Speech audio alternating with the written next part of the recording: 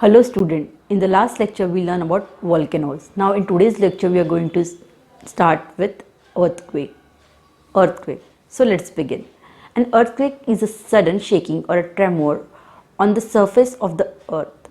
It is caused by several shock waves that travel through the solid rocks from underground to the surface of the earth. Earthquake क्या होता है? Earthquake जो होता है एक sudden shock जो है या एक सडन झटका जो बोलते हैं हम, वो अर्थ की सरफेस से निकलता हुआ हम सभी को महसूस होता है। अचानक से आए हुए शेकिंग से या झटके से पूरी अर्थ वो दहल जाती है। The earth crust is made up of number of plates called tectonic plates. और जो है अलग अलग उसकी जो लेयर है अलग अलग प्लेट से बनी हुई है। अर्थ जो है वो पूरा अर्थ क्रस्ट जिसको हम उसका अंदर का जो पार्ट बोलते हैं जिसको हम क्रस्ट कहते हैं, अर्थ क्रस्ट, वो अलग अलग प्लेट्स से बनी हुई है जिसको टेक्टोनिक प्लेट्स कहा जाता है। Below this plates is a mental filled with magma. उस प्लेट के नीचे जो है लिक्विड फॉर्म का जो है रॉक प्रेजेंट है जिसको हम मैग्मा कहते हैं। The heat produce inside the earth move the tectonic plates slide past each other. जब भी वो मैग्मा जो है एक्चुअली गर्म होता है, हॉट लिक्विड की तरह होता है, जब भी उसमें से हीट प्रोड्यूस होती है तो अर्थ की जो प्लेट है वो इधर उधर स्लाइड होती है, मूव होने लगती है। The collision of this plate gives rise to waves called seismic waves that reaches to the surface. ये जो प्लेट्स होती है जिसको हम टेक्टोनिक्स प्लेट्स कहते हैं वो एक दूसरे से जो है टकराती है और उसके वजह से जो है वहाँ से जो है तरंगे उठती है। उन्हीं तरंगों को सिस्मिक तरंगे या सिस्मिक वेव्स कहा जाता है और वो तरंगे जो है ऊपर की सरफेस तक इधर उधर स्प्रेड हो जाती है और इसी वजह से जो है अर्थक्वेक के झटके हमको लगते हैं। The underground point where the earthquake begin is known as the focus और hypocentre.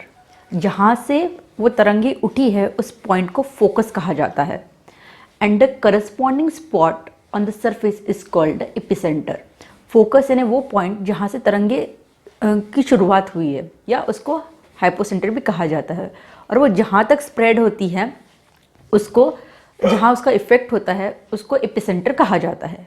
Earthquake occur without any warning. Earthquake जो है पहले हमको कोई भी उसका अनुमान नहीं होता है कि वो कब आ जाए। So we can not predict them. इसलिए हम अर्थक्वेक के बारे में कोई भी प्रेडिक्शन नहीं लगा सकते। The study of earthquake is called seismology.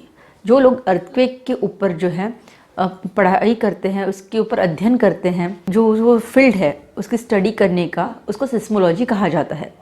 The instrument in which records an earthquake is called seismograph. उस स्टडी के लिए जो इंस्ट्रूमेंट यूज आता है उसको सिस्मोग्राफ कहा जाता है। The intensity of earthquake is measured on Richter scale. और किस तीव्रता का वो अर्थक्वेक है उसको मेजर करने की जो है वो तीव्रता को मेजर करने के लिए रेक्टर स्केल का उपयोग किया जाता है। तो अर्थक्वेक जो है रेक्टर स्केल में मेजर किया जाता है। Major earthquakes are very destructive because they cause huge damage to life and property. भारी प्रमाण के जो ज़्यादा रेक्टर स्केल वाले जो अर्थक्वेक होते हैं उससे बहुत ज़्यादा तबाही जो है वो मचती है। उससे बहुत सारे लोगों की लाइफ जो है वो चली जाती है, प्रॉपर्टी का लॉस होता है, बहुत सारा नुकसान जो है देखा जाता है जब मेजर अर्थक्वेक आते हैं। Earthquake also cause landscape and Fyers.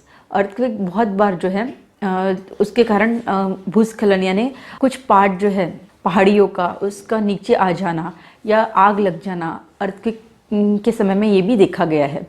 There was a very several earthquake in Bhuj Gujarat on 26 January 2001।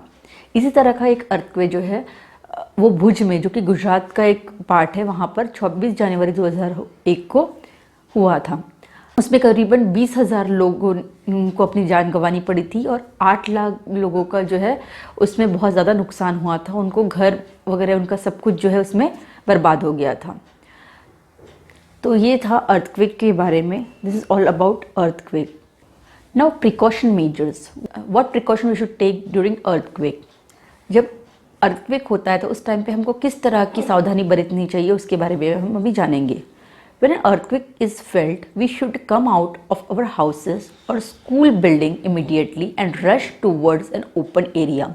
जब भी हमको भूकंप के झटके महसूस होते हैं, अर्थ की शेकिंग जैसे हमको महसूस होता है, तो उस टाइम तुरंत जहाँ पर भी है आप है वहाँ से निकल के ओपन एरिया में आपको चले जाना चाहिए। अगर आप घर के अंदर हो तो तुरंत निकल के जो है ओपन एरिया में, आजू बाजू में जहाँ पर बिल्डिंग्स ना हो, ऐसा ओपन एरिया जो होगा वहाँ पे जाकर आपको खड़ा हो जाना चाहिए।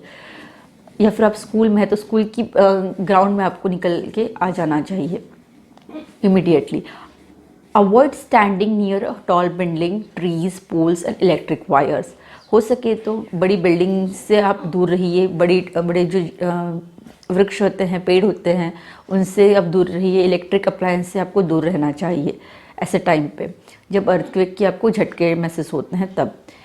If unable to move out, we should protect ourselves from falling object by taking shelter under a table and holding on it firmly. अगर पॉसिबल हो सके कि अगर आप नहीं बाहर निकल पा रहे हो घर से, तो उस टाइम तुरंत आपको अगर किसी गिरती हुई चीज़ से बचना है तो ऐसी चीज़ के नीचे, जैसे कि टेबल हो गया, तो ऐसे चीज़ के नीचे जाकर आपको जो है छुप जाना चाहिए, उसको टाइटली पकड़ के रखना चाहिए। याद रखिए कि वो टेबल जो है प्लास्टिक का ना हो।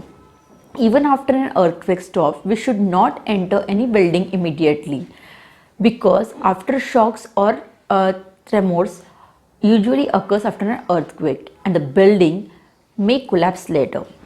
अगर अर्थक्वेक की झटके बंद हो गए हैं, उसके तुरंत बाद जो है आपको घर के अंदर जाने की जल्दबाजी नहीं करनी चाहिए, क्योंकि अर्थक्वेक के थोड़ी देर बाद भी आफ्टर शॉक जो है अर्थ का कांपना कभी भी हो सकता है, तो उसकी वजह से भी और नुकसान हो सकता है। इसलिए तुरंत कभी भी अर्थक्वेक होने के बाद अगर अर्थक्वेक के झटके महसूस नहीं हो रहे तो तब भी आपको घर के अंदर या बिल्डिंग के अंदर या ऑफिस के अंदर नहीं जाना चाहिए, क्योंकि अचानक से जो है बिल्डिंग जो है कोलैप्स होकर गिर सकती है और आपके लाइफ जो है वो डेंजर में आ सकती है। तो इन चीज़ों का आपको ध्यान रखना है ड्यूरिंग अर्थक्वेक, ताकि आप जो है प्रिकॉशन लेके अपनी और अपनों की जान बचा सके। I hope you understand this. Thanks for now.